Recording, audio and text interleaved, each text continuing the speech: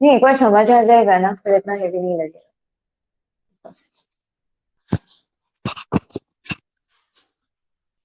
हाँ, कोई live session join कर लो ना। तुम लोगों के जाने के बाद स्टाइलिक्स चलने लगा। मस्त। उस टाइम में प्रॉब्लम कर रहा था। नहीं, उसको भी लग रहा था बस इन लोगों को नहीं पढ़ना, तुम लोगों की संगत का असर है।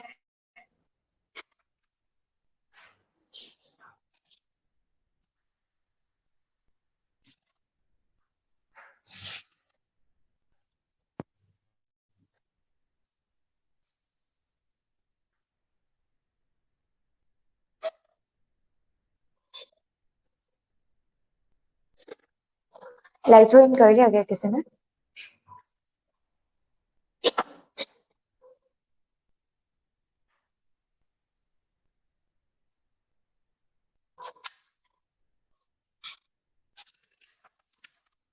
Page number 5, that is parking of ECB proceeds. अब पार्किंग, यहाँ पे पार्किंग का मतलब है आप बाहर से पैसे लेके आ रहे हो एक्सटर्नल कॉमर्शियल बोरोइंग के फॉर्म में, और अगर आपके पैसे अभी यूटिलाइज नहीं हो पा रहे, पेंडिंग यूटिलाइजेशन, आप उन्हें कहाँ इन्वेस्ट कर सकते हो, वो पॉइंट बताया गया पार्किंग। पहला है ECB proceed are permitted to be parked abroad as well as domestically in the manner specified below.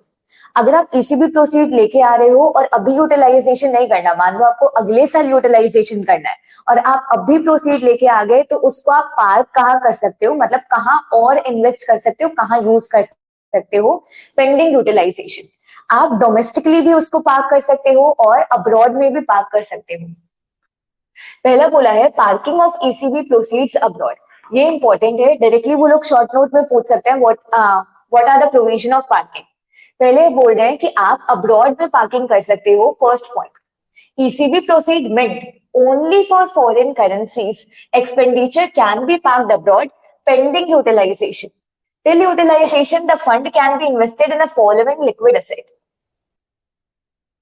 अब यहाँ पे क्या बोला है कि अब्रॉड वाले में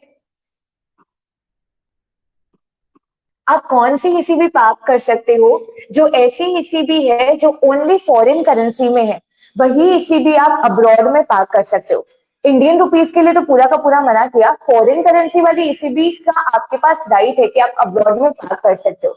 इसका मतलब ये नहीं है कि सिर्फ और सिर्फ वो अब्रॉड में पार्क होगी, it can be park in abroad. मतलब ये फॉरेन करेंसी वाली ईसीबी आप इंडिया में भी लेके आ सकते हो, वैसा पॉइंट है ये। पहला है foreign currency ECB are permitted to be parked abroad pending utilisation. जब तक आप यूटिलाइजेशन नहीं कर रहे तब तक आप इन सारे फॉर्म में इन्वेस्ट कर सकते हो उस ईसीबी को।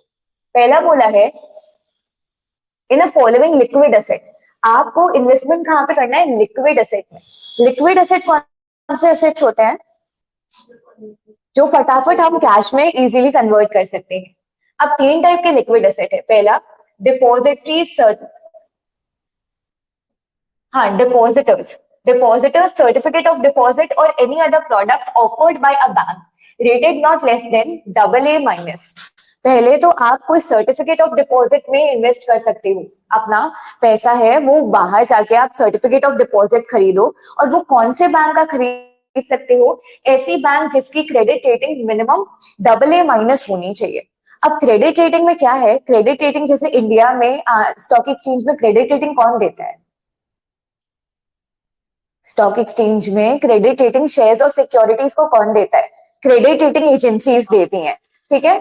अब वो रेटिंग्स कैसे होते हैं? जैसे मान लो ऐसा होता है, ट्रिपल ए से स्टार्ट होती है, triple A plus, triple A minus, double A plus, double A minus, ऐसी रेटिंग्स होती है। अब ट्रिपल ए प्लस ये हमारी बेस्ट रेटिंग कंसीडर की जाती है। अब ट्रिपल ए नॉर्मल रेटिंग क्या है? Triple A.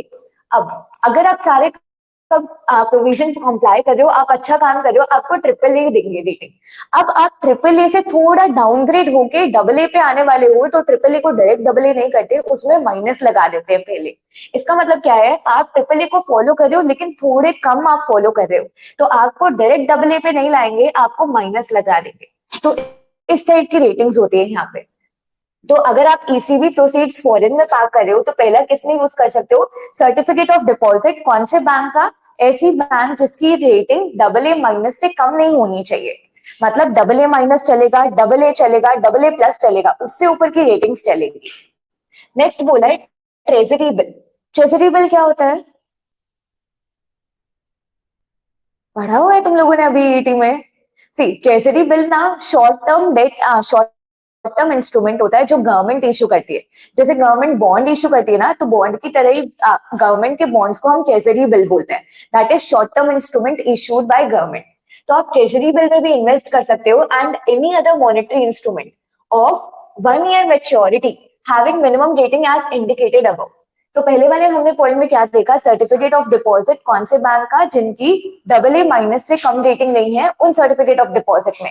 Next treasury bill या और भी मॉनेटरी इंस्ट्रूमेंट जिनकी रेटिंग सेम है, मतलब डबल ए माइनस से कम नहीं होनी चाहिए और उनकी मेच्योरिटी कितनी होनी चाहिए, 1 year, उससे ज्यादा नहीं हो सकती, क्योंकि इनिशियली बोला ना हम लिक्विड एसेट में इन्वेस्ट कर रहे हैं, तो 1 year तक की मेच्योरिटी, उससे ज्यादा नहीं। Next deposit with a foreign branch और subsidiary of Indian bank abroad.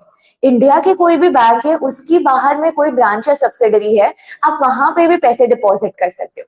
तो ये हमारा क्या हो गया, पार्किंग ऑफ ईसीबी अब्रॉड। पहले ये बताओ, अब्रॉड में अगर आपको ईसीबी पार्क करनी है, पार्क मतलब टेम्परेरी फॉर्म में इन्वेस्ट करके रखना है जब तक आपका यूटिलाइजेशन का पर्पस नहीं आ जाए, तो पार्किंग में आप अब्रॉड में कौन सी डिनोमिनेशन वाली ईसीबी कर सकते हो, सिर्फ और सिर्फ फॉरेन डिनोमिनेशन वाली ईसीबी कर सकते हो। और ऐसा नहीं है कि फॉरेन डिनोमिनेशन वाली ईसीबी आपको कंपलसरी अब्रॉड में करनी ही पड़ेगी, आप वहां भी कर सकते हो, इंडिया में कर सकते हो, लेकिन अब्रॉड का मना किया गया है कि आप रुपी वाली ईसीबी अब्रॉड नहीं कर सकते। नेक्स्ट हमारा आया पार्किंग ऑफ ईसीबी डोमेस्टिकली। आप वो पैसे इंडिया में भी ला सकते हो और इंडिया में भी इन्वेस्ट कर सकते हो। ECB proceed meant for rupee expenditure should be repatriated immediately. अब रुपी एक्सपेंडिचर वाली ईसीबी है, तो रुपी एक्सपेंडिचर वाली ईसीबी आप फॉरेन में पार्क ही नहीं कर सकते, आप कंपल्सरली, सी दो टाइप की ईसीबी हो सकती है, एक तो हमारी रुपी वाली हो गई और एक फॉरेन करेंसी। ये आपको कंपल्सरीली कहाँ पार्क करनी है, इंडिया में ही पार्क करनी है। फॉरेन करेंसी वाली ईसीबी आपके पास दोनों ऑप्शन है, आप इंडिया में भी पार्क कर सकते हो और अब्रॉड में भी पार्क कर सकते हो। ये पॉइंट समझ आया? ओके। अब नेक्स्ट यहाँ पे बोला है कि अगर आपकी ईसीबी प्रोसीड्स है जो आप रुपीज वाली है, that can be park domestically to be repatriated. एक वर्ड नया आया है, दैट इज रीपैट्रिएशन। रीपैट्रिएशन का मतलब किसी को पता है? रीपैट्रिएशन का मतलब है वापस लाना। सी यहाँ पे रीपैट्रिएटेड, इसका साइड में हिंदी वर्ड अभी लिख लो, टू टेक बैक, वापस लाना, रीपैट्रिएशन। कुछ वर्ड्स आएंगे फॉरेन लॉ में, रिपैट्रिएशन, रिमिटेंस, ये काइंड ऑफ सेम वर्ड्स ही लगेंगे, लेकिन उनकी थोड़ी थोड़ी मीनिंग डिफरेंट है।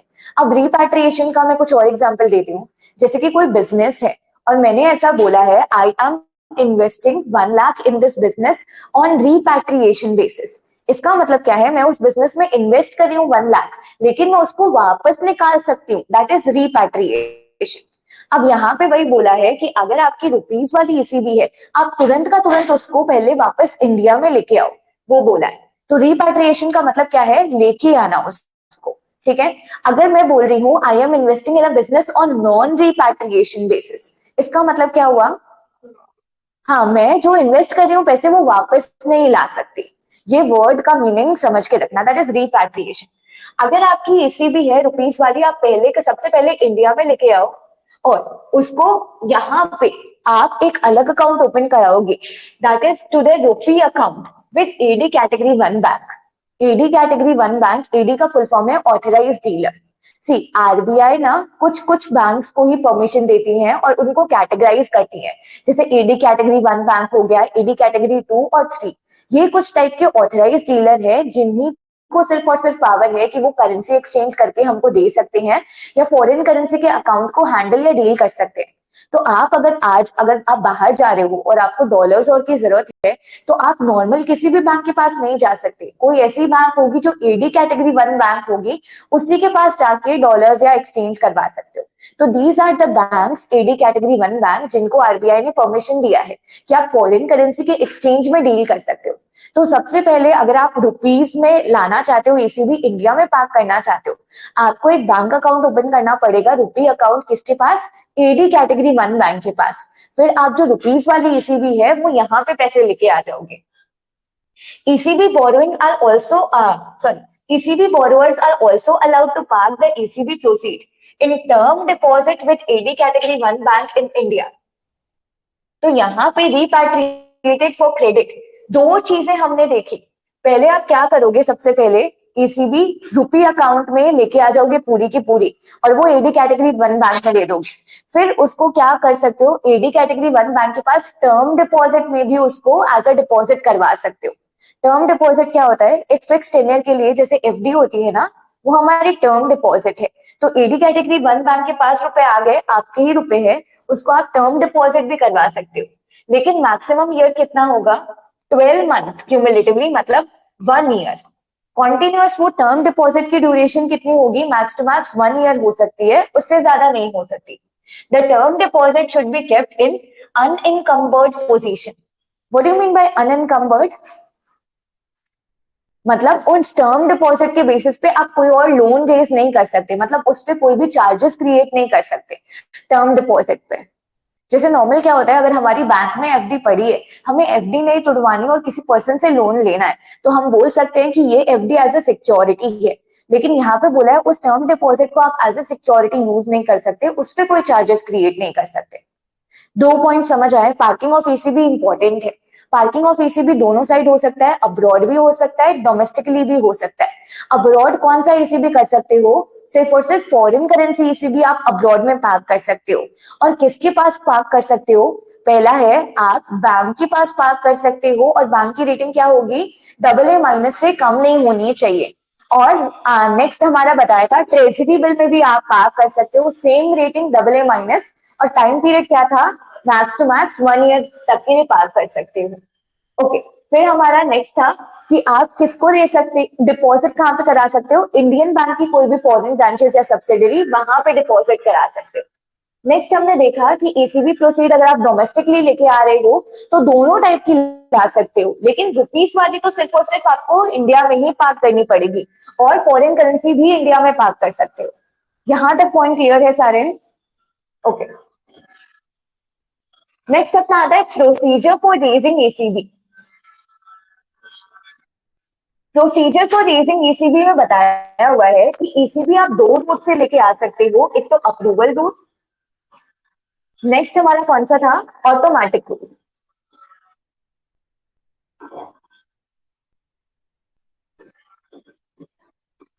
सी, अप्रूवल रूट में आप ईसीबी, आप दो टाइप से ईसीबी लेके आ सकते हो, अप्रूवल और ऑटोमेटिक रूट। अप्रूवल रूट में क्या होगा? आप पैसे ला रहे हो, उससे पहले आपको परमिशन लगेगी आरबीआई की या सेंट्रल गवर्नमेंट की।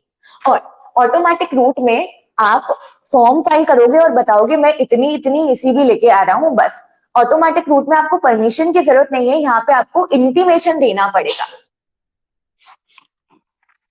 इंटीमेशन मतलब बताना पड़ेगा, और यहाँ पे क्या होगा? परमिशन चाहिए होगी।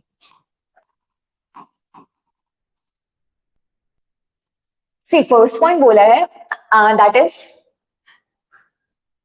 all ECB can be raised under automatic route if they conform to the parameter prescribed under the framework। आप सारी की सारी ECB ऑटोमेटिक रूट में ले सकते हो अगर वो पैरामीटर को कंप्लाई करें। पैरामीटर का मतलब क्या है कि अगर आपकी ECB, हमने कल देखा था, दैट इज 750 मिलियन है, या उससे कल वाला लेक्चर देखा, हाँ कल तो मैं इसको पूछे थे। हाँ, अगर आपकी ईसीबी एक साल में 750 मिलियन है या उससे कम है तो आप लेके आ सकते हो। अगर आप मिनिमम एवरेज मेच्योरिटी के अंदर आ रहे हो तो लेके आ सकते हो। मतलब आप सारे के सारे जो ईसीबी में हमने पैरामीटर्स देखे वो फॉलो कर रहे हो तो ईसीबी आप ऑटोमेटिक रूट में लेके आ सकते हो, अप्रूवल रूट की जरूरत नहीं है। लेकिन उन पैरामीटर को फॉलो नहीं कर रहे आप, मतलब सपोज आप ईसीबी लेके आ रहे हो 750 मिलियन से ऊपर वाली ईसीबी, तो आप ऑटोमेटिक रूट में नहीं ला सकते, उसके लिए अप्रूवल चाहिए होगा। तो अगर इन पैरामीटर्स को कंप्लाई कर रहे हो तो ऑटोमेटिक रूट में ला सकते हो, otherwise will need approval. Second point बोला, for approval route cases the borrower may approach RBI with application in a prescribed form from ECB for examination through ED category 1 bank.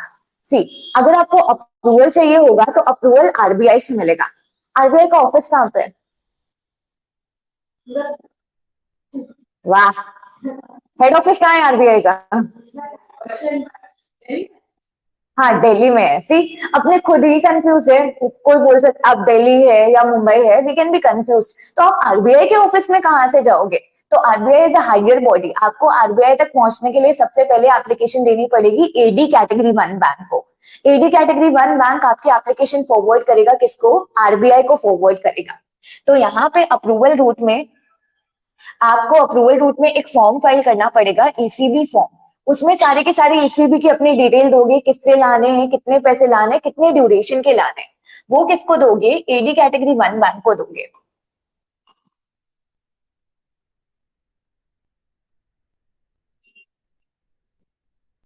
AD category 1 bank को दिया. इस ये bank किसको देगा? RBI को देगा. अब आरबीआई क्या करेगा? एग्जामिन करेगा. ये पूरा का पूरा हमारा दैट इज अप्रूवल रूट है.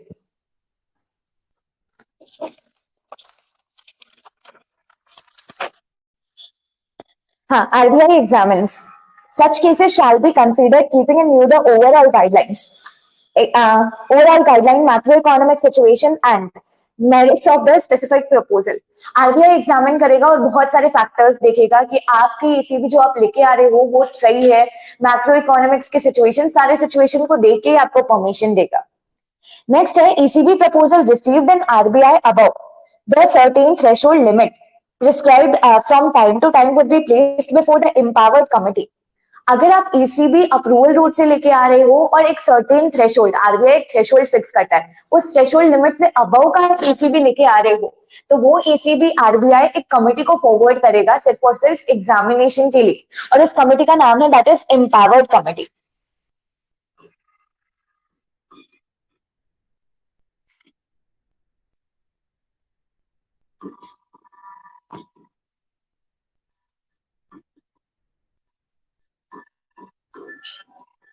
नेक्स्ट बोला हुआ है एम्पावर्ड कमिटी में एक्सटर्नल और इंटरनल मेंबर्स होंगे. एंड एम्पावर्ड कमिटी सिर्फ और सिर्फ आरबीआई को रिकमेंडेशन देती है. फाइनल डिसीजन आरबीआई का ही होगा. नेक्स्ट आता है entities desirous to raise ECB under automatic route may approach AD category 1 bank with a proposal along with a duly formed ECB. अब यहाँ पे हमारा अप्रूवल रूट फिनिश होता है. अगर आपको ऑटोमेटिक रूट में जाना है तो आपको बताना तो पड़ेगा ना कि हम ईसीबी ला रहे हैं. अगर आप ईसीबी ला रहे हो तो इंडिया के ही बैंक अकाउंट में डिपॉजिट होंगे वो रुपए, तो वो डिपॉजिट होने के लिए भी अलग से अकाउंट खुलता है. तो आपको एटलीस्ट एडी कैटेगरी 1 बैंक को बताना होगा. इसमें भी आपको एडी कैटेगरी 1 बैंक को बताना है. और फॉर्म कौन सा है? सेम ईसीबी फॉर्म है. लेकिन यहाँ पे फर्क क्या है? एटी कैटेगरी 1 बैंक आपकी एप्लीकेशन आरबीआई को एग्जामिनेशन के लिए नहीं भेजेगा. ये सिर्फ और सिर्फ इंटीमेशन का काम करता है. तो अभी हमने दो चीजें देखी. ईसीबी आप ऑटोमेटिक रूट से ला सकते हो, अप्रूवल रूट से ला सकते हो. ऑटोमेटिक रूट से कब लाओगे? अगर आप सारी की सारी टर्म्स और कंडीशन फॉलो कर रहे हो, minimum average maturity, amount up to, तो ऑटोमेटिक रूट से लाओगे. ऑटोमेटिक रूट में सिर्फ और सिर्फ आपको बताना होता है दैट इज इंटीमेशन. किसको? एडी कैटेगरी 1 बैंक को बताओगे ईसीबी फॉर्म फाइल करके. अप्रूवल रूट में क्या होगा? आपको अप्रूवल लेना पड़ेगा, परमिशन लेना पड़ेगा आरबीआई का. आरबीआई के पास आप डायरेक्ट नहीं जा सकते. पहले एडी कैटेगरी 1 बैंक को एप्लीकेशन दोगे, वो आरबीआई को एग्जामिनेशन के लिए फॉरवर्ड करेगा. अगर वो एप्लीकेशन एक स्पेसिफिक थ्रेशोल्ड को क्रॉस कर रहा है तो आरबीआई एम्पावर्ड कमिटी को एप्लीकेशन फॉरवर्ड करेगा. Empowered committee just act like an advisory committee. बस ये हमारा पूरा प्रोसेस है ऑफ रेजिंग ईसीबी. नेक्स्ट आता है रिपोर्टिंग रिक्वायरमेंट. रिपोर्टिंग रिक्वायरमेंट भी 5-6 बार पूछा हुआ है. Just term is as start mark. बहुत इजी है, बेसिक बेसिक चीजें हैं लेकिन बहुत सिंपल है, बट पूछा हुआ है 5-6 बार. रिपोर्टिंग रिक्वायरमेंट, आप ईसीबी ला रहे हो तो आपको टाइम टू टाइम क्या क्या रिपोर्ट्स फाइल करनी है एडी कैटेगरी 1 बैंक को, तो वो सारी रिपोर्टिंग रिक्वायरमेंट यहाँ पे बताई हुई है. पहला, अगर आप ईसीबी लेके आ रहे हो तो सबसे पहले आपके पास एक एलआरएन होना चाहिए, that is loan registration number. Loan registration number, सबसे पहले आप बैंक के पास जाओगे, अपना एलआरएन लेके आओगे, लोन रजिस्ट्रेशन नंबर. वो एलआरएन फिर आरबीआई के पास रहता है, उससे पता चलता है कि आप कितने कितने ईसीबी लेके आए आप, और आपने कितना कितना ईसीबी का पेमेंट कर दिया। आपकी सारी ईसीबी की डिटेल पूरा एलआरएन में रहता है। जैसे बैंक के लिए क्या होता है, पैन अकाउंट नंबर होता है, हमारे सारे अकाउंट्स पैन अकाउंट से लिंक्ड होते हैं, तो पैन डाला, आपके जितने भी बैंक ब्रांचेस में अकाउंट है सारी इंफॉर्मेशन आ जाती है आरबीआई के पास। सेम है एलआरएन नंबर। अगर आपका एलआरएन नंबर आरबीआई आप चेक करना चाहे कि आपकी ईसीबी कहाँ कहाँ आप लेके आए, कितनी पेमेंट की आपने, तो दैट इज एलआरएन नंबर से वो सारी चीजें चेक हो सकती हैं। Loan registration number. Any drawdown in respect of ECB should happen only after obtaining loan registration number. Drawdown का मतलब है withdrawal. आप ECB लेके आ गए लेकिन आप पैसे विड्रॉ नहीं कर सकते, यूज नहीं कर सकते अनलेस एंड अनटिल आपके पास एलआरएन नंबर हो। एलआरएन कौन देता है? रिजर्व बैंक देता है। अगर आपको एलआरएन नंबर देना है तो आपको एक फॉर्म सबमिट करना पड़ेगा, फॉर्म ईसीबी, जो हमने ऊपर देखा था ना कि form ECB automatic approval route, वही फॉर्म सबमिट करके आपको एलआरएन नंबर मिल जाएगा, which also contain the terms and condition in duplicate. आपको किसको सबमिट करना है? एडी कैटेगरी 1 बैंक को सबमिट करना है, और एडी कैटेगरी 1 बैंक एक कॉपी डायरेक्टर आरबीआई को फॉरवर्ड कर देगी एलआरएन की। नॉर्मली एलआरएन किसी को डिनाई नहीं होता, जो एलआरएन के लिए अप्लाई करता है जनरली एलआरएन सबको मिलता है। तो एलआरएन कैसे मिलेगा? आपको फॉर्म नंबर ईसीबी सबमिट करना है एडी कैटेगरी 1 बैंक के पास, 2 कॉपी सबमिट करनी है, एक एडी कैटेगरी 1 बैंक अपने पास रखेगा, दूसरा डायरेक्टर को दे देगा आरबीआई के, and LRN would be issued by RBI. Next हमारा आता है change in the terms and condition of ECB. आप ईसीबी लेके आए तो सारे टर्म्स एंड कंडीशन कौन से फॉर्म में लिखी हुई थी? आप ईसीबी लेके आए हो आप, तो आपने कौन सा फॉर्म पहले फाइल किया था? एलआरएन तो नंबर है ना, आपने फॉर्म में ईसीबी फाइल किया था, यहाँ पे भी तो फॉर्म ईसीबी फाइल करके एलआरएन नंबर मिलता है। तो फॉर्म ईसीबी फाइल किया था, उसमें जो आपने टर्म्स और कंडीशन लिखी, सपोज आपको फ्यूचर में उनको चेंज करना है तो आपको बताना तो पड़ेगा ना एडी कैटेगरी 1 बैंक को, तो उसके लिए भी रिवाइज्ड आपको ईसीबी फाइल करना पड़ेगा। Change in ECB parameter should be reported. आपको रिपोर्ट किसको देना है? Department of statistics and information management, इसको हम डीएसआईएम बोलते हैं। यही शॉर्ट फॉर्म याद रखना, लेकिन पेपर में शॉर्ट फॉर्म लिख के मत आना, ठीक है? पेपर में सबके एब्रिविएटेड वर्जन किसी के भी लिख के नहीं आने। अब अगर आपको ईसीबी के टर्म्स और कंडीशन में चेंज है, आपको एक फॉर्म सबमिट करना पड़ेगा डीएसआईएम को, एंड वो फॉर्म क्या होगा? Revised form ECB. आपने जो ईसीबी सबमिट किया आप उसको बोलोगे हमें कुछ चेंजेस करने हैं, वापस ईसीबी वो लाओगे, उसमें चेंजेस कर दोगे, तो आप वही वापस रिवाइज करके सबमिट कर रहे हो।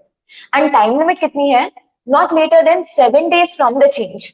जिस दिन चेंज हुआ उसके 7 दिन के अंदर अंदर आपको डीएसआईएम को रिवाइज्ड ईसीबी फॉर्म सबमिट करना है फॉर चेंज। नेक्स्ट हमारा आता है monthly reporting of actual transaction. फिर जब तक आपके पास ईसीबी है आपको हर मंथ मंथली रिपोर्टिंग करनी है। The borrower are required to report actual ECB transaction through form number ECB2 return through AD category 1 bank on monthly basis so that it reaches the DSIF within 7 working days from the close of month, which relate changes if any on the ECB parameter should also be incorporated. Monthly reporting कौन से form में आप करोगे? Form number ECB 2 में करोगे, और ये हर month होगी, और ये डीआईएसएम को कब तक पहुंच जानी चाहिए? मंथ एंड होने के 7 days के अंदर अंदर पहुंच जानी चाहिए। तो यहाँ भी टाइमलाइन कितनी है? 7 days के अंदर अंदर आपको ये रिपोर्टिंग करनी है। इस फॉर्म में आप ये बताओगे कि आपने ईसीबी का कितना अमाउंट विड्रॉ किया, और यहाँ पे एक और चीज बताओगे कि ईसीबी के टर्म्स और कंडीशन चेंज हुए या नहीं हुए। अच्छा, ईसीबी की टर्म्स और कंडीशन चेंज हुए थे, उसके लिए एक और फॉर्म फाइल हुआ था या नहीं हुआ था पहले? कौन सा? Revised ECB. तो यहाँ पे डबल रिक्वायरमेंट है, एक तो रिवाइज्ड ईसीबी तुरंत का तुरंत चेंज के 7 दिन में बताना है, उसके बाद जिस मंथ में चेंज हुआ उसके ECB 2 में भी आपको बताना है कि क्या क्या चेंजेस हमने किए। यहां तक क्लियर है? नेक्स्ट हमारा पॉइंट आता है late submission fee for delay in reporting. अब 3 रिपोर्टिंग हमने की थी, फॉर्म ईसीबी, फिर नेक्स्ट फॉर्म ईसीबी एलआरएन के लिए, फिर हमारा था रिवाइज्ड ईसीबी चेंज के लिए, फिर ECB 2 हर मंथ के रिटर्न के लिए। उन सारे चीजों में आपने डिले किया, बाकी सारी चीजें आप कंप्लाई कर रहे हो ईसीबी के पैरामीटर और से, बस फॉर्म सबमिशन में डिले हो गया तो उसके लिए भी आपको थोड़ा अलग से पेनल्टी देनी पड़ेगी। Any borrower who otherwise in compliance with ECB guideline, मतलब इसको छोड़ के बाकी सारी आप ECB guideline comply कर रहे हो, can regularize the delay in reporting of ECB proceeds before LRN और delay in forms ECB to return by payment of prescribed fee। मतलब ऊपर वाले फॉर्म अगर आपने टाइमली पे नहीं किए, कुछ डिले हो रहा है, तो आप प्रिस्क्राइब फी के साथ वो डिले को कंपेंसेट कर सकते हो। नेक्स्ट, ये हमारा पूरा का पूरा यहाँ पे फिनिश हुआ। अब जो नेक्स्ट टॉपिक आ रहा है वो कंटिन्यूअस है, that is standard operating procedure for untraceable entities. अगर आपने ईसीबी ले लिया और आप मिल ही नहीं रहे तो आपको अनट्रेसेबल घोषित कर दिया जाएगा। उसके लिए क्या क्या प्रोसीजर होंगे? ऊपर वाला पूरा टॉपिक अलग था, standard operating procedure, it can be a different answer all together, तो इसको भी स्टार मार्क करना। पहला, आप अगर अनट्रेसेबल हो गए तो आपके रिलेटेड क्या क्या आगे स्टेप लेगी गवर्नमेंट। जैसे कि अगर आप ईसीबी लेते हो ना, तो आपको सबसे पहले एडी कैटेगरी 1 बैंक को अप्रूवल और ऑटोमेटिक रूट दोनों में बताना पड़ता है। तो होता क्या है कि आप जो भी बाहर से आप डेट लेके आए वो इंडिया की डेट बुक में लिखा जाता है कि आप इतना डेट लेके आए in the form of ECB. अगर आप अनट्रेसेबल हो गए तो वहां पे क्या होता है, इंडिया अपना पल्ला झाड़ लेता है कि ये पर्सन मिल ही नहीं रहा, हमने बहुत ट्राई कर लिया, तो हम इसका नाम हमारी डेट बुक से हटा रहे हैं, अब हम रिस्पॉन्सिबल नहीं है, ये होता है। तो सबसे पहले हमें जानना पड़ेगा कि अनट्रेसेबल एंटिटी कौन है। नीचे डेफिनेशन दी हुई है अनट्रेसेबल एंटिटी की। सेकेंड पॉइंट में पहले इन दोनों को रीड करो। Entities not found to be operative at a registered address as per the record available. आपने जो भी अपना एड्रेस दिया था, पहले आप ईसीबी कौन से पर्पस के लिए लेके आए थे, सबसे पहले ये बताओ। कौन से पर्पस के लिए ईसीबी ला सकते हो, पर्सनल पर्पस के लिए या बिजनेस पर्पस के लिए? बिजनेस पर्पस के लिए। तो आप बिजनेस पर्पस के लिए ला रहे हो और आपने जो बिजनेस का एड्रेस दिया वहां पे ही आप मिल नहीं रहे, तो आप अनट्रेसेबल हुए। पहला, नॉट ऑपरेटिव, और उसके साथ साथ you have not submitted statutory auditor certificate for last 2 years। उसके आप तो पहले आपने जो एड्रेस दिया वहां पे आप मिल ही नहीं रहे, उसके साथ साथ तो जो स्टैट्यूटरी ऑडिटर का सर्टिफिकेट सबमिट करने की रिक्वायरमेंट थी, आपने 2 साल तक वो सर्टिफिकेट सबमिट नहीं किया, फिर ही आपकी खोज होगी कि आप हो कहाँ पे। फिर आपको बार बार नोटिस दिए जाएंगे और उन नोटिस का आप रिप्लाई नहीं करोगे, तब आपको अनट्रेसेबल बोला जाएगा। पहले ये 2 कंडीशन कंप्लाई हो गई, फिर सामने वाले एडी कैटेगरी 1 बैंक आपको ढूंढने की कोशिश करेंगे, फिर ढूंढा और आपने रिप्लाई नहीं दिया, तब आप अनट्रेसेबल होंगे। अब इसके ऊपर आओ। Any borrower who has raised ECB will be treated as untraceable if it is not reachable or reply in negative for email, phone call, telephone for a period of 2 quarters with documented communication and numbering 6 or more and fulfill the both condition। पहले untraceable आप कब हुए? आप तो एक अपने registered office पे operative ही नहीं हो, उसके साथ साथ आपने 2 साल तक स्टैट्यूटरी ऑडिटर की रिपोर्ट फाइल नहीं की। उसके बाद क्या होगा, आपकी खोज होनी शुरू हो जाएगी।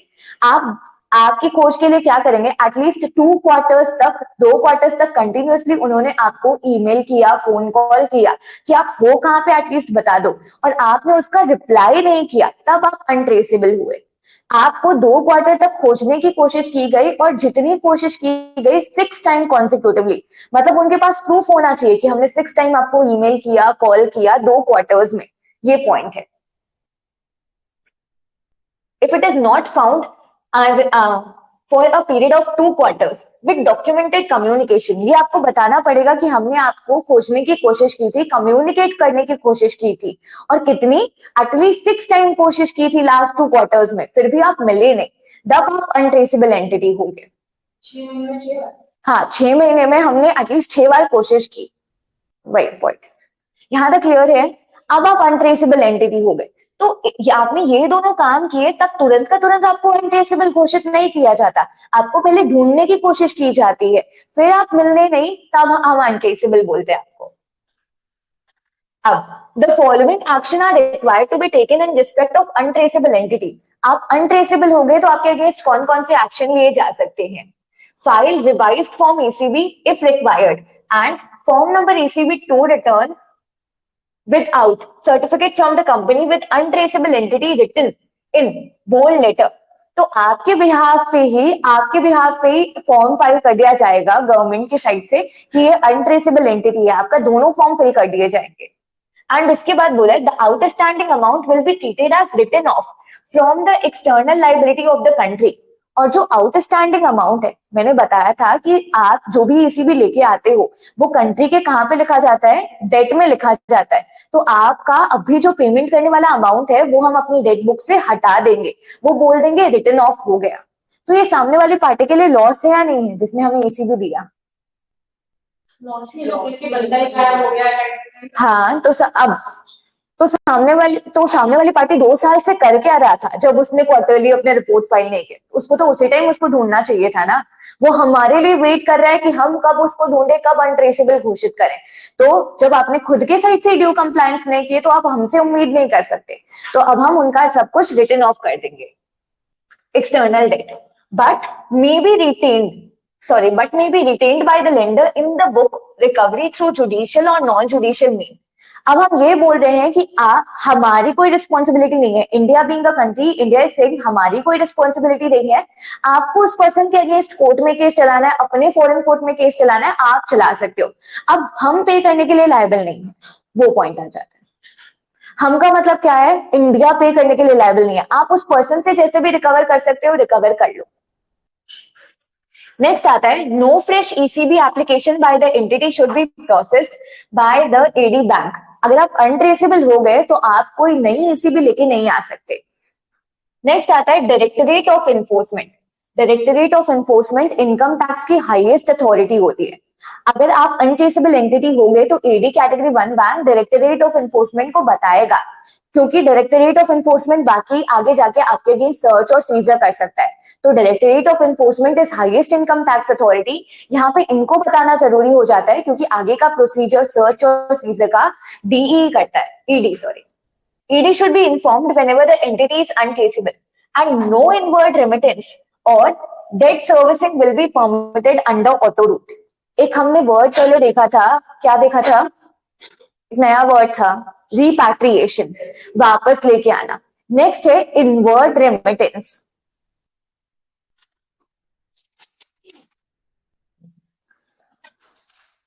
रिपैट्रिएशन के लिए तुम लोगों ने क्या वर्ड लिखा था हिंदी वाला? वापस लेके आना। ओके सी, अब यहाँ पे रेमिटेंस में लिखो दैट इज भेजना, टू सेंड। अब दोनों वर्ड्स काइंड ऑफ सेम ही लग रहे हैं, मीनिंग तो एक ही है कि टू टेक बैक और टू सेंड। सी, थोड़ा टेक्निकलिटीज में डिफरेंस है। अगर आप रेमिटेंस की बात करते हो तो रेमिटेंस का मतलब हमने भेजा है, कोई चीज हमने भेजी है, दैट इज टू सेंड। अब अगर मैंने लिखा है आई रेमिट 2000 टू ध्रुवी, मतलब मैंने ध्रुवी को 2000 रुपए भेजे, ये हो गया रेमिटेंस। रेमिटेंस भी दो टाइप का हो सकता है। अच्छा, मैं इसी सेम एग्जांपल से रेमिटेंस और रिपैट्रिएशन समझा रही हूँ। रेमिटेंस में मैंने बोला आई रेमिट 2000 रुपीज टू ध्रुवी, इसका मतलब क्या, मैंने ध्रुवी को 2000 रुपए भेजे, ठीक है। अब मैं ये बोल रही हूँ I remit 2000 to Dhruvi on repatriation basis. इसका मतलब क्या हुआ, मैंने ध्रुवी को 2000 भेजे लेकिन रिपैट्रिएशन बेसिस में मैं उससे वापस ले सकती हूँ। ये पॉइंट है, समझ आया दोनों के बीच में डिफरेंस? रिपैट्रिएशन मतलब भेजना और रेमिटेंस मतलब भेजना, रिपैट्रिएशन मतलब वापस लेके आना। अब यहाँ पे बोला है इनवर्ड रेमिटेंस।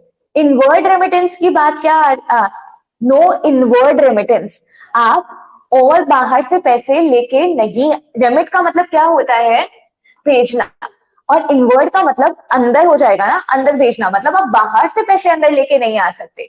अगर आप अनट्रेसेबल एंटिटी हो तो आप बाहर से पैसे अंदर लेके नहीं आ सकते। एंड नेक्स्ट है और डेट सर्विसिंग। डेट सर्विसिंग का मतलब है क्या हुआ, कुछ नोट डाउन कर रहे हो? अच्छा ठीक है, वो नोट डाउन कर लो, then we come to next word that is debt servicing. Test दिया? क्यों, तेरे कॉलेज में भी बीबीए का सबमिशन था?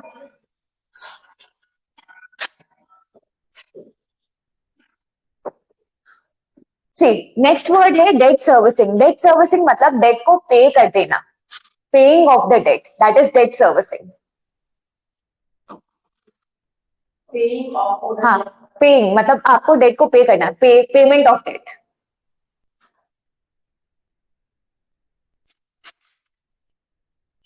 तो यहाँ पे क्या लिखा हुआ है, नो इनवर्ड रेमिटेंस, बाहर से पैसा आप अंदर नहीं भेज सकते, मतलब और ईसीबी नहीं लेके आ सकते, और अंदर का पैसा बाहर आप पेमेंट के लिए भी यूज नहीं कर सकते। तो हम ये अगर लिखते हैं no inward remittance and no outward remittance, तो भी यहाँ पे चलता, मतलब बाहर से पैसा अंदर भी नहीं आ सकता उन एंटिटीज के थ्रू, उनका पैसा बाहर भी पेमेंट के लिए नहीं जा सकता। नहीं, अनट्रेसेबल है ना, तब तक जब तक वो अनट्रेसेबल डिक्लेयर्ड है तब तक ये काम नहीं कर सकते। अगर आपको अपना डिक्लेरेशन वापस लेना है कि हमें अनट्रेसेबल अब घोषित मत करो, तो आप वापस एडी कैटेगरी 1 बैंक के पास जाके सारे नॉर्म्स कंप्लाई कर लो, तो आपको अनट्रेसेबल आइडेंटिटी से फ्री कर दिया जाएगा अंडर ऑटोमेटिक रूट। ओके, ये हमारा फिनिश होता है ये वाला पार्ट। आ गए।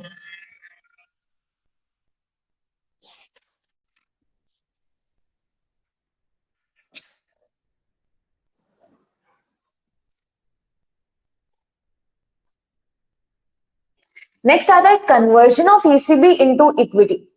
आप ईसीबी लेके आ रहे हो, ईसीबी हमारा क्या है, डेट है। अब आप डेट को इक्विटी में कब कब कन्वर्ट कर सकते हो, ये पॉइंट है नेक्स्ट। क्या, कौन सा पॉइंट?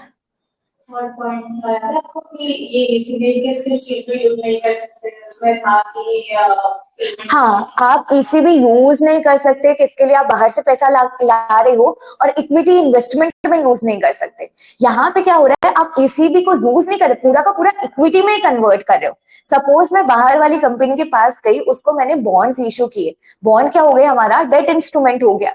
अब मेरे को लग रहा है मैं बॉन्ड का रीपेमेंट मान लो नहीं कर पा रही, तो मैं उसको बोल रही हूँ उस बॉन्ड को मेरी कंपनी के इक्विटी शेयर में कन्वर्ट कर ले, तो वो क्या हुआ, conversion of debt into equity हो गया, वो अलाउड है। आप ईसीबी का पैसा लेके आ रहे हो, डेट का पैसा, फिर किसी और का बिजनेस एक्वायर कर रहे हो, इन्वेस्ट कर रहे हो, वो अलाउड नहीं है। ये समझ आए? हाँ, आप डेट को इक्विटी में कन्वर्ट कर सकते हो, अपनी अपनी ही इक्विटी में। See, conversion of ECB, including those which are matured but unpaid, into equity is permitted subject to the following condition. आपकी कोई भी ECB आउटस्टैंडिंग है, भले मेच्योर्ड है, इमेच्योर्ड है, अनपेड है, आप उसको इक्विटी में कन्वर्ट कर सकते हो कुछ कंडीशंस फॉलो करके। सबसे पहले बोला, the activity of borrowing company is covered under automatic route for the FDI और government approval route is received. Received के आगे ये कट कर लो, विच एवर एप्लीकेबल, ये दो लाइन्स कट करनी है।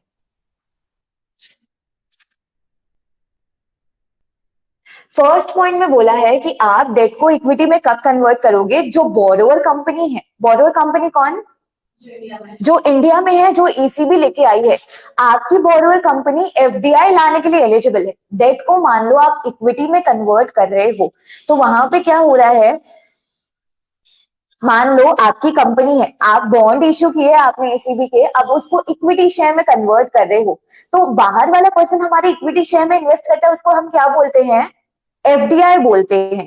तो इसका मतलब क्या हुआ, ECB into FDI conversion allow कर रहे हैं ना ये लोग। बाहर वाला पर्सन हमारी कंपनी में इक्विटी शेयर लेता है, उसको हम बोलते हैं फॉरेन डायरेक्ट इन्वेस्टमेंट। अब हम बाहर से पहले डेट के रूप में पैसे लेके आए, तो पहले तो हमारा ईसीबी था, बोरविंग था, अब उस ईसीबी को हम उस पर्सन के लिए फॉरेन डायरेक्ट इन्वेस्टमेंट में कन्वर्ट कर रहे हैं, तो conversion of ECB into FDI. तो जो हमारी एंटिटी है, हमारी कंपनी, वो एफडीआई के लिए एलिजिबल होनी चाहिए, पहली बात है, क्योंकि हम इक्विटी शेयर अपनी कंपनी के कन्वर्ट करके उनको दे रहे हैं ना। तो ये पॉइंट समझ आया? एक बार वापस समझाऊं इसको। Okay, see, conversion of debt into equity, हम ईसीबी लेके आए, ईसीबी डेट है, अब उस डेट को हमें इक्विटी में कन्वर्ट करना है, मतलब अब उस ईसीबी को, वो हमारे लिए बोरोइंग थी, उसको हम बोरोइंग ना कंसीडर करके अपनी शेयर सामने वाले को इश्यू कर रहे हैं, अपनी इक्विटी शेयर इश्यू कर रहे हैं, तो वो बोरोइंग नहीं रह गई हमारे लिए, क्या हो गया, वो शेयर कैपिटल इश्यू हो गया। तो that is conversion of debt into equity. आप सामने वाले पर्सन से उधार लेके आते हो तो उसको ईसीबी बोलेंगे, लेकिन अगर सामने वाला पर्सन आपको पैसे दे रहा है in the form of investment, equity share में इन्वेस्ट कर रहा है, उसको हम एफडीआई बोलते हैं, फॉरेन डायरेक्ट इन्वेस्टमेंट। तो यहाँ पे क्या हो रहा है, ईसीबी से सामने वाला पैसा इक्विटी में शिफ्ट हो जाएगा ना आपकी, तो ईसीबी से हम एफडीआई में उसको शिफ्ट कर रहे हैं, ये पॉइंट है। अब अगर आप एफडीआई में किसी पर्सन को शिफ्ट कर रहे हो तो पहले ये चेक करना पड़ेगा कि जो हमारा बिजनेस है वो एफडीआई के लिए एलिजिबल है या नहीं है। कुछ ऐसे बिजनेसेस होते हैं जिनके लिए गवर्नमेंट मना करती है कि आप बाहर से किसी पर्सन से इन्वेस्टमेंट नहीं ले सकते in the form of equity. तो पहले आपको ये देखना पड़ेगा कि हमारा बिजनेस एलिजिबल है इक्विटी देने के लिए या नहीं देने के लिए। तो दो रूट्स हो सकते हैं एफडीआई के लिए भी, ऑटोमेटिक रूट या अप्रूवल रूट। आपको पहले ये चेक करना पड़ेगा कि आपका बिजनेस एलिजिबल है ऑटोमेटिक रूट के लिए या नहीं। सी, हम इसको एक एग्जांपल से समझते हैं। मान लो एफएमसीजी कंपनी है। एफएमसीजी क्या होता है? एफएमसीजी, हाँ, एफएमसीजी क्या होता है? Fast moving consumer goods. जैसे कि हमारी डेली यूज के सरफ साबुन, ये सारी चीजें होंगे, these are consumer goods, FMCG company. अगर एफएमसीजी कंपनी है और यहाँ पे गवर्नमेंट ने बोला है कि ये सिर्फ और सिर्फ मान लो 49% एफडीआई लेके आ सकते हैं अंडर ऑटोमेटिक रूट। अब इसका मतलब क्या हुआ, एफएमसीजी कंपनी है, ये बाहर से पैसे लेके आ सकते हैं, बाहर वाले लोग इनके बिजनेस में इक्विटी खरीद सकते हैं, लेकिन कितना? सिर्फ और सिर्फ 49% इक्विटी खरीद सकते हैं। और अंडर ऑटोमेटिक रूट मतलब उन लोगों को अप्रूवल नहीं लगेगा, अंडर ऑटोमेटिक रूट हो जाएगा। अब अगर आप हो एफएमसीजी कंपनी, आप बाहर से डेट लेके आए ईसीबी के फॉर्म में, और आपको उस डेट को कन्वर्ट किस में करना है? इक्विटी में कन्वर्ट करना है। तो पहले आप देखोगे कि आप इक्विटी लाने के लिए एलिजिबल थे या नहीं, आप एफडीआई के लिए एलिजिबल थे या नहीं। आप एफडीआई के लिए यहाँ पे एलिजिबल हो या नहीं हो तो आप ये देखोगे कौन से रूट के लिए एलिजिबल हो। तो फर्स्ट तो हम यही खुद का देखेंगे कि हम इक्विटी देने के लिए एलिजिबल है या नहीं है। सेकेंड पॉइंट बोला है the conversion which should be with the lenders consent. अब जब आप डेट को इक्विटी में कन्वर्ट करोगे, सामने वाले लेंडर का कंसेंट होना चाहिए जिसने ईसीबी दिया आपको, and without any additional cost. And second point क्या है, आप डेट को इक्विटी में कन्वर्ट कर रहे हो तो कोई भी एक्स्ट्रा खर्चा नहीं जाना चाहिए, क्योंकि खर्चा कहां से जा रहा है? At the end of the day अगर हमारी साइड से खर्चा जा रहा है तो इंडिया का पैसा जा रहा है। आप डेट को इक्विटी में भले ही कन्वर्ट करो, एक्स्ट्रा खर्चा नहीं होना चाहिए उसके लिए। should not result in contravention of the eligibility and breach of the applicable sector cap। ये जो हमने 49% एफडीआई पढ़ा ना, ये क्या है? एफएमसीजी के लिए सेक्टर कैप है कि इस सेक्टर में इससे ज्यादा एफडीआई नहीं लेके आ सकते। तो आप जितना भी ईसीबी को एफडीआई में कन्वर्ट कर रहे हो, वो सेक्टर कैप को ब्रेच नहीं करना चाहिए। इसको हम एग्जाम्पल से समझते हैं। सी, मान लो एफएमसीजी कंपनी है, FMCG company, we take example of DMart. DMart है, अब डीमार्ट कितना परसेंट एफडीआई लेके आ सकता है, मतलब कितना परसेंट बाहर से इक्विटी ला सकता है? 49% ला सकता है। अब डीमार्ट ऑलरेडी बाहर से मान लो 30% इक्विटी लेके आ चुका है, ठीक है, इसके पास ऑलरेडी 30% इक्विटी है, और इसकी ईसीबी है मान लो आज 1 लाख की ईसीबी है। इसको इस ईसीबी को इक्विटी में कन्वर्ट करना है, तो ये ईसीबी को इक्विटी में कितना कन्वर्ट करेगा? सबसे पहले हमें कुछ चीजें देखनी पड़ेगी। ये कितना लाने के लिए एलिजिबल था? 49%। अभी इसके पास कितना है? 30%। तो एडिशनल मैक्स टू मैक्स कितना एफडीआई ला सकता है? मैक्स अब ये 19% ला सकता है। अब इसकी टोटल कैपिटल मान लो, टोटल कैपिटल इसकी सपोज 4 लाख है, तो 4 लाख की इसकी टोटल कैपिटल है। अगर इसको इसका अभी तक ईसीबी ये कितना ला रहा है? 1 लाख का ईसीबी लेके आया, इसकी टोटल कैपिटल कितनी है? 4 लाख। ये एफडीआई कितना ला सकता है? 4 लाख का 49% ही ला सकता है, उससे ज्यादा रेज नहीं कर सकता अपने कैपिटल का। तो यहाँ पे क्या हुआ? ईसीबी 1 लाख का लाया। अभी तक के सारे फैक्ट समझ आए? सी, ओके, यहाँ पे इसकी कैपिटल 4 लाख है एंड ये ईसीबी 1 लाख का लाया, इसको इक्विटी में कन्वर्ट करना है, तो पॉइंट आता है कितना इक्विटी कन्वर्ट कर सकता है। तो यहाँ पे कितना परसेंट ऑलरेडी इक्विटी कन्वर्टेड है? 30%। मैक्स टू मैक्स आप 90% और बाहर से इक्विटी ला सकते हो। तो 4 लाख का 19% कितना हुआ? 1 लाख क्या? हाँ 19%,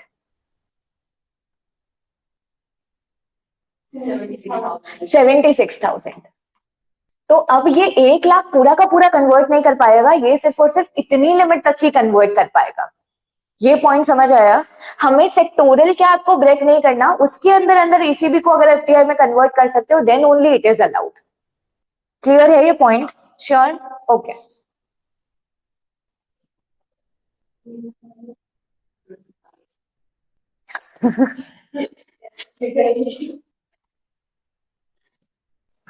सी इतना अंदर जाके इतना डीप में नहीं पूछेंगे, लेकिन अपने ये पॉइंट को लेके अब भी वो केस बनाए, ये थोड़ा रेयर हो सकता है, बट अपने को क्लियरिटी के लिए ही याद रखना है कि मैक्स टू मैक्स आप ईसीबी को इक्विटी में कितना कन्वर्ट कर सकते हो, जितना आपका सेक्टोरल कैप अलाउ कर रहा था सिर्फ और सिर्फ उतना ही होना चाहिए आफ्टर कन्वर्जन। हाँ एग्जाम्पल लिया है, अलग अलग सेक्टर्स के लिए अलग अलग है। हमारा पूरा एफडीआई का चैप्टर है, 60 पेजेस तक जाएगा, 60-70। अलग अलग सेक्टर्स के लिए अलग अलग है। वेट, हाँ ओडीआई बहुत छोटा है। हाँ हम कौन सा बाहर जाके इतना इन्वेस्ट कर देते हैं? ओडीआई क्या होता है? ओवरसीज डायरेक्ट इन्वेस्टमेंट, हम बाहर की कंपनीज में इक्विटी ले रहे हैं। तो नेक्स्ट आता है applicable pricing guideline for the shares are complied with. Okay, उसके बाद इन केस ऑफ पार्शियल और full conversion of ECB into equity, the reporting to the Reserve Bank will be as under. अगर आप partial conversion कर रहे हो या full conversion कर रहे हो, दोनों के लिए अलग अलग टाइप की रिपोर्टिंग है। पार्शियल कन्वर्जन में आप जो कन्वर्ट कर रहे हो पोर्शन, वो रिपोर्ट करोगे एफसीजीपीआर फॉर्म में, एंड उसमें लिखोगे ECB partially converted into equity, जितना आप कन्वर्ट कर रहे हो। फुल कन्वर्जन में आप सेम और सेम फॉर्म में लिखोगे, बट डिफरेंस क्या हो जाएगा? ECB fully converted into equity आप वो लिखोगे। तो पार्शियल और फुल कन्वर्जन आपको रिपोर्ट तो करना ही पड़ेगा, दोनों।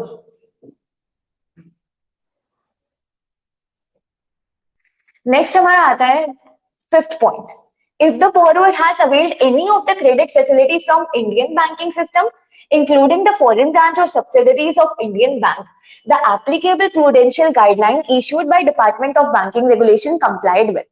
अब आपने बाहर से एसीबी तो रेज किया ही, और उसके साथ साथ आपने इंडियन बैंक से भी लोन लिया या फिर इंडियन बैंक की फॉरेन ब्रांचेस से लोन लिया, तो आपको प्रूडेंशियल गाइडलाइंस कंप्लाई करनी पड़ेगी। प्रूडेंशियल गाइडलाइंस का मतलब यहाँ पे ये है कि आप ईसीबी को किस में कन्वर्ट कर रहे हो? इक्विटी में कन्वर्ट कर रहे हो, और यहाँ वाली तो आपने खाली डेट रेज करके रखे। पॉइंट सुन रहे हो? प्रूडेंशियल गाइडलाइन में क्या होगा, आप क्या कर रहे हो? ईसीबी को बाहर से जो पैसा लेके आए उस डेट को तो आप इक्विटी में कन्वर्ट कर रहे हो, और इंडिया से भी आपने और डेट लेके रखा है। तो इंडिया की प्रूडेंशियल गाइडलाइन क्या है कि पहले आप इस डेट का इंतजाम करो, पहले आप ये बोल के दो कि इस डेट को पे करोगे, फिर ही आप डेट को अपनी दूसरी डेट को इक्विटी में कन्वर्ट करो। तो ये आपको प्रूडेंशियल गाइडलाइन फॉलो करनी पड़ेगी। नेक्स्ट है consent of other lender if any to the same borrower is availed or at least information। और आपने बाकी लोगों से भी उधार लेके रखा है, तो एटलीस्ट उनको बता दो कि हम अपनी डेट को इक्विटी में कन्वर्ट कर रहे हैं, क्योंकि आपने जिससे उधार लेके रखा है उसको ये जानना बहुत जरूरी है कि आपके बिजनेस में कोई दूसरा पर्सन इक्विटी ले रहा है, तो आपका बिजनेस का कुछ पार्ट उसके पास चला गया। तो जिससे आपने उधार लेके रखा है उसको एटलीस्ट बता दो कि आप अपनी डेट को इक्विटी में कन्वर्ट कर रहे हो। Next, conversion of ECB into equity. ये एक्सचेंज रेट हमने ऑलरेडी पढ़ के रखा था जब एक्सचेंज रेट वाले पॉइंट में पढ़ा था, जस्ट रीड इट, ये वाला पॉइंट।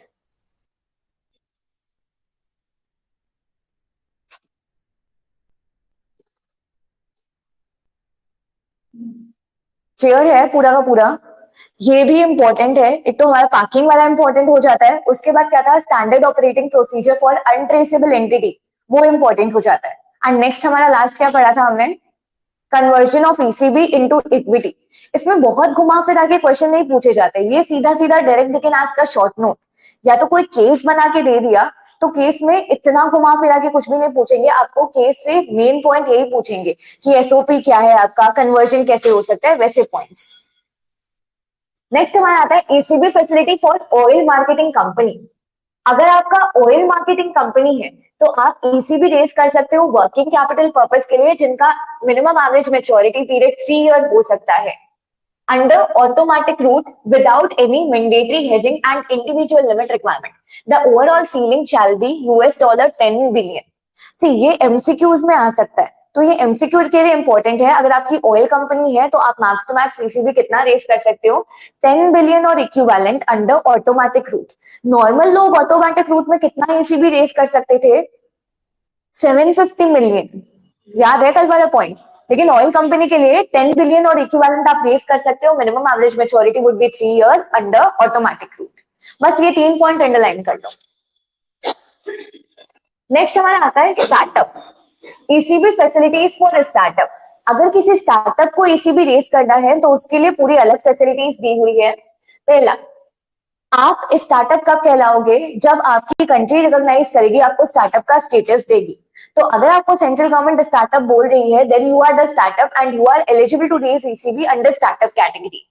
सेकेंड पॉइंट, मैच्योरिटी कितना है, minimum average maturity period would be 3 years.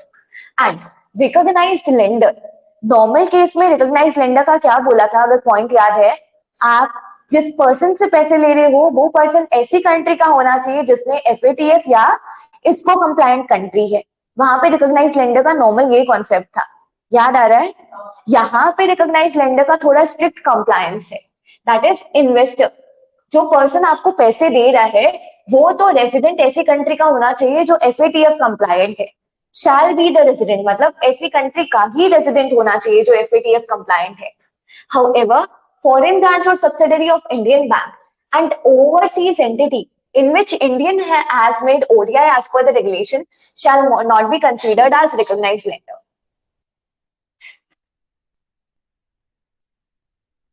See, यहाँ पे recognized lender कौन बोला, कौन हो सकता है ऐसा इन्वेस्टर जो कौन सी कंट्री का है, जो एफएटीएफ कंट्री का कंप्लायंट है, वो रिकॉग्नाइज्ड लेंडर हो सकता है। उसके बाद दो लोगों को मना किया गया कि ये रिकॉग्नाइज्ड लेंडर नहीं हो सकते। पहला, फॉरेन ब्रांच या सब्सिडरी ऑफ इंडियन बैंक, उनसे तो आप पैसे ले ही नहीं सकते, वो तो आपके लेंडर नहीं हो सकते। And overseas entity in which Indian entity has made overseas direct investment as per the ODI policy। अब कोई इंडिया की एंटिटी है, इंडिया की एंटिटी ने बाहर की एंटिटी में क्या किया है, ओडीआई किया है, मतलब इंडिया की एंटिटी ने बाहर वाली एंटिटी में शेयर्स एक्वायर किए, क्या हो गया, ओडीआई, ओवरसीज डायरेक्ट इन्वेस्टमेंट।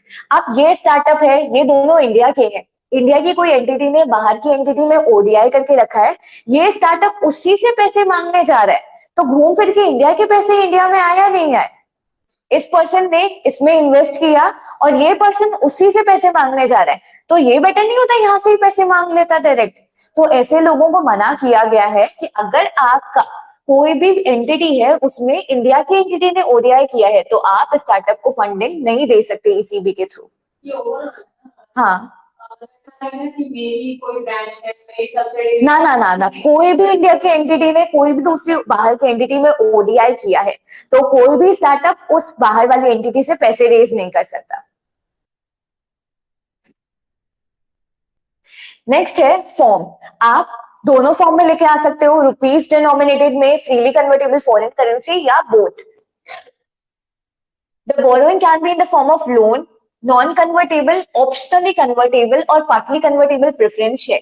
अच्छा, फुल्ली कन्वर्टेबल प्रेफरेंस शेयर क्यों नहीं बोला यहाँ पे, प्रेफरेंस शेयर कौन कौन से बोला, that is non convertible, optionally convertible and partly convertible. Logic लगाओ, फुल्ली कन्वर्टेबल प्रेफरेंस शेयर क्यों नहीं बोला। कन्वर्टेबल का मतलब क्या होता है, कोई भी ऐसी चीज जो इक्विटी में कन्वर्ट हो सके। फुल्ली कन्वर्टेबल प्रेफरेंस शेयर अगर इक्विटी में कन्वर्ट हो जाते तो वो ईसीबी से क्या हो जाते, एफडीआई हो जाते, इसीलिए उनको मना किया गया है। आप बाहर से पैसा लेके आ रहे हो ना और लोन के फॉर्म में ला रहे हो, और अगर आप बाहर प्रेफरेंस शेयर इशू कर सकते हो, कौन से, ऑप्शनल कन्वर्टेबल, पार्टली कन्वर्टेबल, लेकिन अगर fully convertible preference share issue करते तो वो प्रेफरेंस शेयर एक टाइम के बाद आपकी कंपनी के इक्विटी शेयर बन जाते कंपल्सरीली, और अगर इक्विटी शेयर बन गए तो लोन क्या बन गया, एफडीआई बन गया ना आपकी कंपनी का इक्विटी शेयर, तो लोन ने इन्वेस्टमेंट का फॉर्म ले लिया, तो दैट इज नॉट अलाउड, क्योंकि हम बोरोइंग्स की बात कर रहे हैं यहाँ पे, एफडीआई की बात नहीं कर रहे हैं। नहीं, नॉर्मली भी अगर आप देखोगे ना, नॉर्मल कौन कौन से फॉर्म में लेके आ सकते हो, तो क्या था, लोन था, डिबेंचर था, लेकिन क्या था, other than fully and compulsorily convertible. वही सेम पॉइंट का लॉजिक यहाँ पे है। नेक्स्ट है करेंसी, आप आईएनआर में भी लेके आ सकते हो और कॉम्बिनेशन देयर ऑन। नेक्स्ट है अमाउंट, पर फाइनेंशियल ईयर आप max to max US dollar 3 million लेके आ सकते हो, उससे ज्यादा नहीं लेके आ सकते पर financial year. All in cost ceiling, sorry, all in cost ceiling. All in cost ceiling मतलब आप ईसीबी ला रहे हो, उसके रिलेटेड आप कितना खर्चा उठा सकते हो in the form of interest, आपको बाहर कितना इंटरेस्ट पे करना होगा, सब कुछ का खर्चा वो ईयर वाइज होता है। पहले ये टॉपिक जब हमारे सिलेबस में था तो पूरा टॉपिक था ऑल इन कॉस्ट सीलिंग का, अभी तो इन्होंने खाली वर्ड यूज करके रखा हुआ है। तो ऑल इन कॉस्ट सीलिंग मतलब आप ईसीबी ला रहे हो, उसके रिलेटेड आपको कितना खर्चा देना पड़ रहा है। तो यहाँ पे ऑल इन कॉस्ट सीलिंग दोनों डिसाइड कर सकते हैं, बोरोवर और लेंडर मिलके, कोई रिस्ट्रिक्शन नहीं डाली हुई। अगर आप बाहर से ईसीबी लेके आ रहे हो, बाहर से लोन लेके आ रहे हो, तो आपको टाइम टू टाइम इंटरेस्ट पे करना होगा ना। तो वो ऑल इन कॉस्ट सीलिंग कि आप कितना इंटरेस्ट पे कर रहे हो, क्योंकि खर्चा at the end of the day India से ही पैसे जा रहे हैं। तो इंडिया, वो पैसों पे लिमिट लगाई गई है कि आप बाहर से उधारी लाओ और उस पर कितना मैक्स टू मैक्स खर्चा कर सकते हो। नेक्स्ट बोला है एंड यूज। एंड यूज कोई भी बिजनेस से कनेक्टेड एक्सपेंडिचर है, आप वहां पे ईसीबी यूज कर सकते हो। कन्वर्जन इनटू इक्विटी परमिटेड है। नेक्स्ट बोला हुआ है सिक्योरिटी। सिक्योरिटी अपने आप रीड कर लेना, सिक्योरिटी का मतलब तो पता ही है, आप ईसीबी रेस कर रहे हो, उसके बेस आप कौन सी सिक्योरिटी उनको एज अ सिक्योरिटी ऑफर कर रहे हो उस लोन के बदले। नेक्स्ट आता है हेजिंग। हेजिंग पूरा का पूरा टॉपिक होता था पहले, that would have been a discussion of half 1 hour, लेकिन यहाँ पे सिर्फ और सिर्फ वर्ड बोला हुआ है। हेजिंग का मतलब क्या होता है, कोई आइडिया?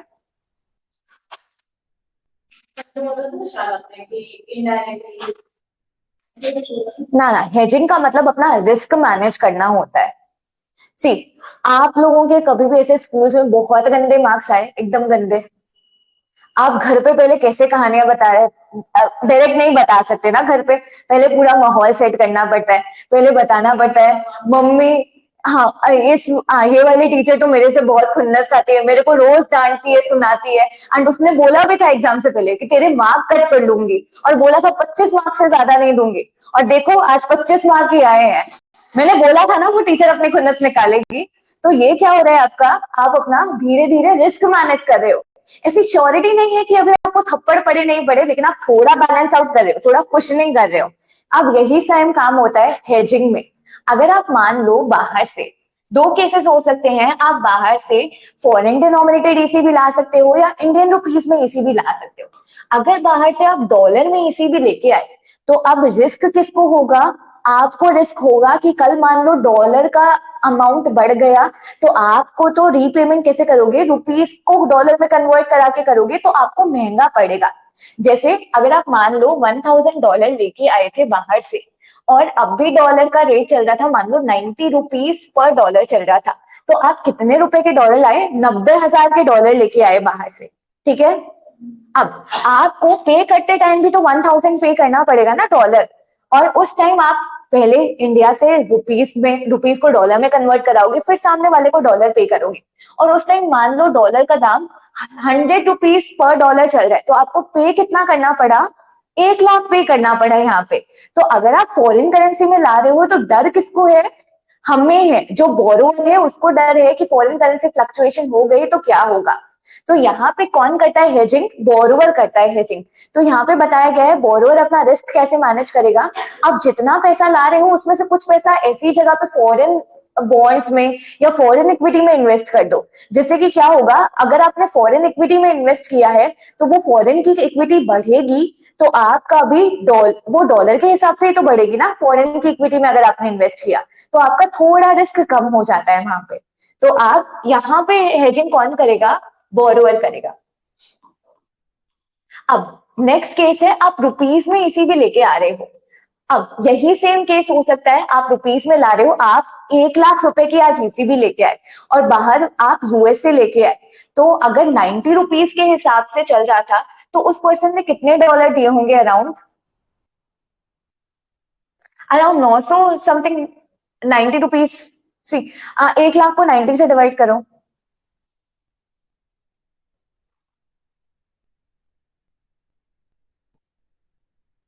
कितना आया? अच्छा, सी उस पर्सन ने, अच्छा 1, ओके 1, इतने जीरो नहीं, ठीक है।